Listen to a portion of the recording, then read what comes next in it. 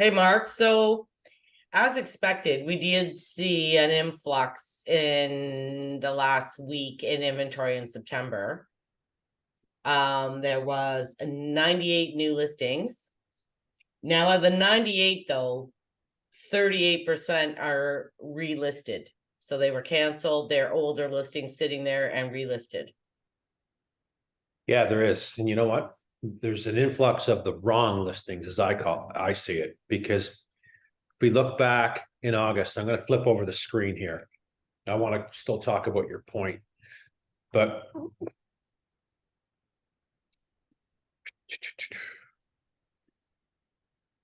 so there was 149 sales in Barrie for August.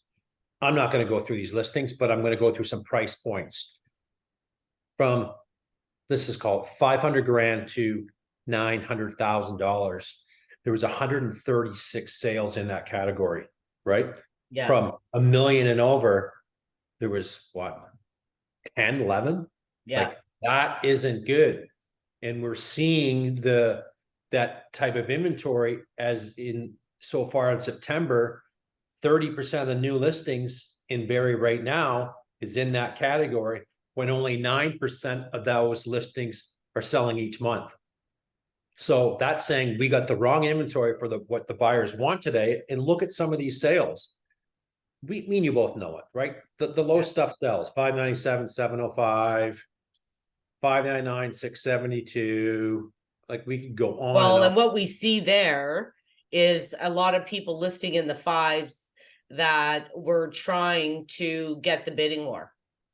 100%. And here's one on Rundle. So we, listed 599, 2 days, sold for 672. We know that's not a 599, and they held off on offers. Property is an estate sale, minimum 48 hours. Wow, they did pretty good for 48 hours. Wow, that's pretty good. But that's kind of, what's selling, because as we both know, people are getting continually, want to take on huge mortgage debt. I'd be a little scared too right now. And then they can't, and second is they can't qualify for it anyway. Well, no, and the issue too, though, is the agents, because it's slower, the agents are listing it at a low price to get a lot of attention, because not a lot's going on. If they would have priced this at $699, it'd still be sitting there probably. Oh, I agree. And nothing wrong with the strategy, because we continue to see it, right? And I'm just going to flip through as while we're talking, 615, 610, 619, 610, 624, 625 sell, 605. Like, not everything is selling over list, but if it's, pretty decent, it's going to. Little townhouse on Drake, 50 Drake, 629, 635, 4 days on the market. And hang on. Not even withholding offers. So right buyer walked in the front door, probably from an open house, and got it done. But, I just think the market is screaming for the right inventory. And thank God we didn't see a rate hike yesterday, because we'd be in more trouble in a sense. Well, a lot of those listings, so of the new ones that are listed that are over $1 million, there's a lot of, most of the new listings that I looked at out of the 98, about 75% of them were bought in 2020 to 2023. They were bought at the height. Yeah. And there is they're still trying, they priced it higher than what they paid. There's a few that even just got, like, are a year old and they're selling. Yeah, and there could be many causes, right? The first one that comes to our mind is we can't afford the house anymore because we're in a variable product and we're going to be underwater. We got to sell. Well, and the problem is, if they bought, like the one they bought last February at 1.8, they're down to 17749 now. But in February last year, the rates were like, I think mine was 1.79. So now what are they at? Yeah, you're in that range. Yeah, well, what are the rates today? 5 and a bit, 5.449, 5.59 for a fix. variable. It's got to be like I don't have a mortgage, so I'm not really up to date with what a variable mortgage, what the rate is, but we know it's higher than the fixed. It's got to be 6% in that range. So, You think of going from like 2% to 6% on that kind of price. it cripples people. They're crippled. They're done. And they're selling at such a bad time for that price point. That's not the time. That price point does extremely well in a low rate environment. It does shit in a high rate environment we're in today. It's that. Well, nobody, yeah. And the thing is, they can't afford it, right? Probably. But neither can anybody else. Right. They're not alone. No. They're not alone in this, right? No. And we assume that and whatever, but yeah, I mean, we don't see too many people flipping properties in a year. They sure as hell didn't buy that property to flip it. Right? No, and these properties that I saw that were, 1.2, or they bought at 9,885, and now they're trying to sell for 1.1. They're trying to recoup at least all their costs, right? These houses were already kind of dialed, right? They were nice. They were nicely done. So they weren't flip houses, where somebody bought it and tried to fix it up and flip it, No, it's going to be, it's tough, right?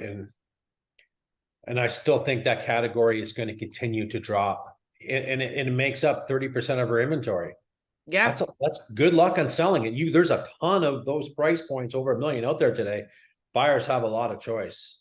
Yeah, and we're only seeing 9% of that category over $1 million selling each month.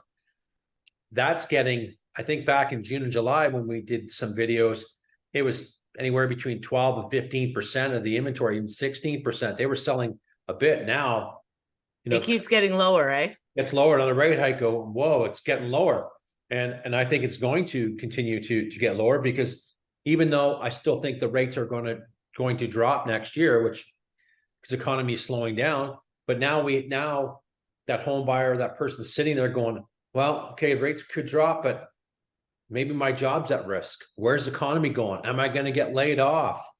Is my wife going to get laid off? You know what I'm getting? I'm getting calls, which I had another one last night, by the way. Their mortgage is renewing and they can't afford it. Well, the paperwork, and they're freaking out. Mm-hmm. That can happen. Yeah. And, the other thing too, with us getting 38% of these 98 new listings so far in the first week of September, 38% are relists, which tells you it wasn't moving. They didn't sell. And if you pull the history on some of them, which we did, we noticed that it's not just once been relisted. We're talking some of these 6-7 times. We're trying to sell for a year and a half. There's one over on 68 Royal Oak. Client called me on the other day. When it first came out a little while ago, I pitched it to him and was not interested. I think they came out at 1.4 in change. Great area. House is nothing. I know why it's not selling. It's a 1-bedroom, 2-bedroom down. Acre lot, great area. And it sat at the 1.4 for I think 45 days. And now they took it down to 1.99 50 days ago sitting. And they goes, okay, well, now I got some time. Let's go look at it. Well, they're pulling it off the market. And because they're frustrated. But that seller tried selling it in 2022 for 1.7. So there's a seller who's been trying for over a year to sell that property. Yeah. And, so there's many of them, right? And at a 1-bedroom up and down, good luck. Well, the other thing too, where, I always say it's kind of the Walmart versus I used to say the Sears, but now they're not around, or the Bay, where it's volume, right? So when you have your market in that price range is very, very small. It's tiny. There's only so many people that can afford that. Yeah. Where your market in the lower price range is greater, way bigger. There's way more people can afford that. So it only makes sense that price range is going to see more action. It's like Walmart sells a lot more than the Bay, but it's based on volume, right? And it's the same kind of thing. when you get to that high price range, the buyer pool is very small And shrinking. And and now shrinking. I really think now that, and I believe that we're not going to see any rate hikes. I could be wrong, but I do believe inflation will continue to rise because of oil and food prices. But there's a new thing that's going to creep in, and it's going to be called basically people feeling scared of the economy. It's slowing down, which it is. That's sinking in right now. We're seeing that. So people are going to watch their pennies and maybe, why would someone in their right mind today? And we're seeing this, right? We're starving for inventory between 6 and 9 and say, you know what, they're, mom and dad both work. They're doing great. Yeah, they probably could, get a bigger house, but they're not. We're not seeing those listings. When they come up, they're gone. They're not listing. They're not willing. And why go into something bigger with a 6% mortgage, even high fives if you're fixed, and sit there for 5 years when we know right now that rates will come down? Yeah, I know. Well, most people are getting a variable rate. So I was talking to my mortgage guy. Most people now that are buying are getting variable because it is going to come down. So it doesn't make sense to lock into a 5. But why would I sell my house? Why would I sell my house where my mortgage is $1,500 and downsize to a house where my mortgage is going to be $3,000? Well, maybe you mean upsize. If they're going to upsize. I mean downsize. Because if my mortgage is locked in right now, my one friend, she's still locked in for 2 years. Right. If she's paying 1.79, what the hell is she going to sell for and downsize? No, she's not. She's not going to be doing that. Even if she downsizes, her mortgage is doubling because she's got to go to 6% almost. 100%. So why would you downsize? Well, that's it. And it's going to be a different, the fall market's going to tell us a story here, and it's coming to see what's going to happen. 6 to 9 selling day of the week. And I think, with that rate hold, people are going to, continue looking in that ranges. That's not going to change, but let's just see if the new inventory in that ranges gets scooped up. Right now, it's too early to tell. Kids first week back to school, but I think it's going to. I did showings today, all at $7.99. Mm-hmm. And the agents are all chasing me for feedback. Is there interest? Because there's been no movement at all. And they've all been sitting there for a while. Yeah. Everyone we went to. Right. And August was quiet though, too. Right. I think a lot of people took some time off. Right. But, now that, one more week or two, then, things will kind of return to normal. Routines will be made with families and stuff like that. We're going to see. I just, I hope. Well, yeah. And maybe, weekly we can see. I'll keep all my little stats here that we wrote down and I'll put a date on it. Yeah. Keep them. We'll refer to those.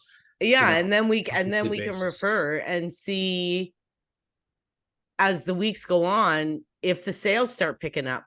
Yeah. And let's talk about that higher range for one more second before we cut it off. And I want to say, if this information is good, you want to receive more of it, give it a like, give it a share, give it a subscribe. It helps our channel grow, etc. I think buyers are in a really good position who are buying in those higher ranges, in a sense, to negotiate the shit out of a deal today. Yeah. Because there's a lot of inventory out there, right? I'd be playing hardball 110% in that higher range category today, because I think, even seller might dig their heels in. Great, take care, see you later. We're going somewhere else. Well, Mark, it's hard to go shopping, because even at my $7.99, my clients like one, and I'm going to go in. I'm suggesting we go in a lot lower. It's been there for 4 months. 100%. Why would we go in close to asking? No, not even close, right? No. And everyone looks at the days on market, goes, well, hasn't sold, boom. And there's probably not a lot that $7.99 range, but as the higher ranges go up, the inventory gets more and more and more. So it's going to be interesting. It will. Okay. I don't think I have anything else. No, I think we're good for today. Okay. Talk soon. Okay. Bye. See you.